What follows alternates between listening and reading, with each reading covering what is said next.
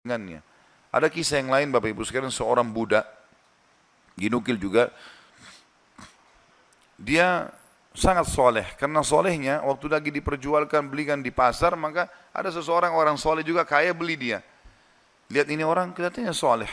Ucapan-ucapannya selalu mengucapkan nama Allah. Diajak ke rumahnya orang soleh ini, orang kaya, lalu dikatakan, pilihlah tempat yang kau mau. Ada banyak budak-budaknya yang pekerja, pilih yang kamu mau. Dia tunjuk tempat yang paling pojok dan sudah agak rusak. Dia bilang ini saja. Kata tuannya, kenapa kau pilih tempat ini?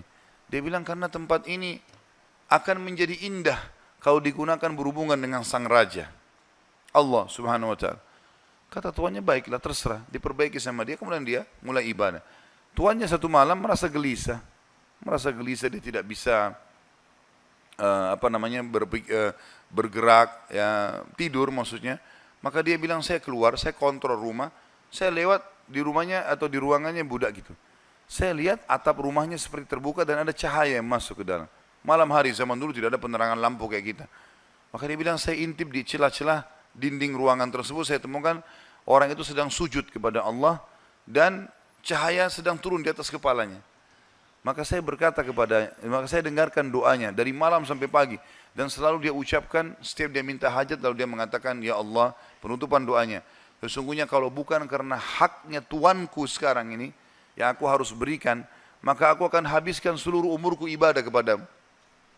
Maka ini orang sampai menjelang subuh baru dia tinggalkan. Setelah didengarkan doa-doa yang indah dari budak ini, kemudian dia pulang ke rumah, ke kamar tidurnya. Istrinya tanya, kemana saja? Dia bilang ceritanya seperti ini.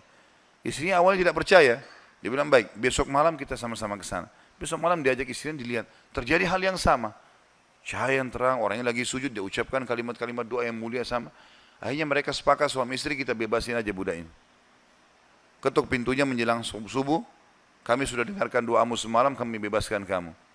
Maka dia tiba-tiba mengangkat kepalanya ke langit, mengatakan, ya Allah, kalau seandainya setelah ibadahku yang aku kerjakan kepadamu ini mengganggu hubunganku denganmu, matikanlah aku. Tiba-tiba meninggal orang itu. Tiba-tiba meninggal.